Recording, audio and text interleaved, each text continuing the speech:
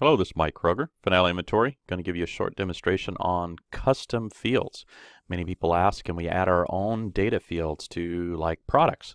The answer is absolutely yes. And how do you do that? You go to your application settings to begin with. So here from the home page, just click on application settings. You would go to the product tab to add a custom field about your products. Just simply scroll down and you're going to see a section called custom fields. So in this example, you see that I already have added my own custom fields to this demo database. So I have a size field and I have a data type called pick list. And then there's a product line field, a date type field. I just created that as an example. Then we have short text fields, medium, long, extra long. I have a manufacturer's rep name and a color field that's called text. So you may be wondering, what is data type? What does that mean? Well, you can create different types of fields. So you can have a pick list type, a date type, or a text field type. And of course, the pick list and the text fields can be different widths so that they display longer or shorter on your screen. So you may be still saying, what is a pick list? Well, it's just a way that you can control what the user is allowed to type in the custom field. So for a size custom field, you may want to limit them. You may not want them to have to enter the text by hand. You want them to pick it from a list of valid values. And you would set that here up in this little edit box. So you click on edit and then you define one value per line. And these will then appear in a drop-down list for the user to choose from. So for instance, for the sizes, I go ahead and create the values that I want them to have. And then for product line, I also created men's, women's, teen, youth. So these are the only values that they can actually choose from for the value for this field. So I'm also going to show you, okay, maybe a manufacturer's rep name.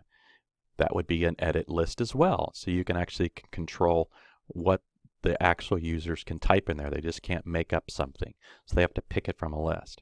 And then you may say, well, what is this times 2 times 3? That just controls how wide the list appears on the screen. So let's go take a look. Notice we have this color field here and it's just a plain text field. So let's check this out. So if I want to see these fields in action, I'm just going to go to the product screen. So from the inventory tab at the very top, I go to products and I just look at any old product that's in the database. I'm just going to pick this first one here.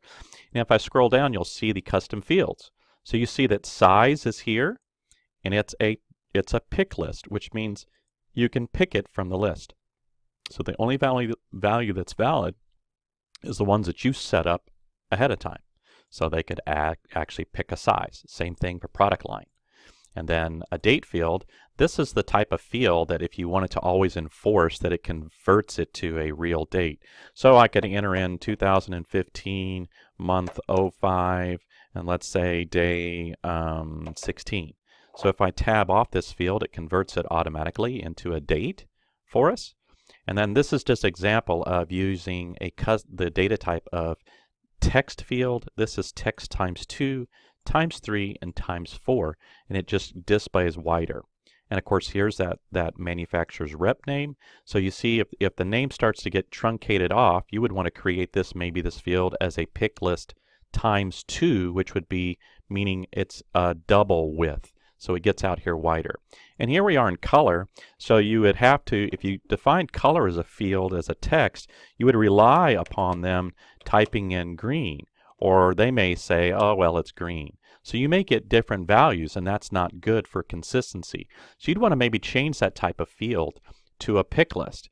And the way we would do that is to go back to your application settings. So from the home screen, application settings, go to the product tab, and choose the color type.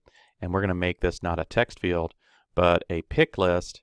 And then we edit the pick list. And we say that it can be, these are the colors that we're going to make it be in terms of they can only choose from these colors.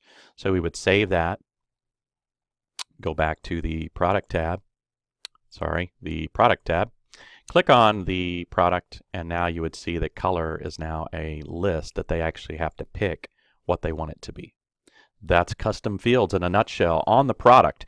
Now remember, you can also add custom fields to, you can add them to purchase orders, you can add them to sales orders, you can add them to customers and suppliers. That's also in the application settings here from the tab. So you add custom fields to products here, you add custom fields to purchase orders right here, and then you add custom fields to suppliers here because they're related to your purchasing. And then on the selling side, you add custom fields to your sales orders right here under the selling tab, and your custom fields to your customers here in the customer area. That's the tip on custom fields.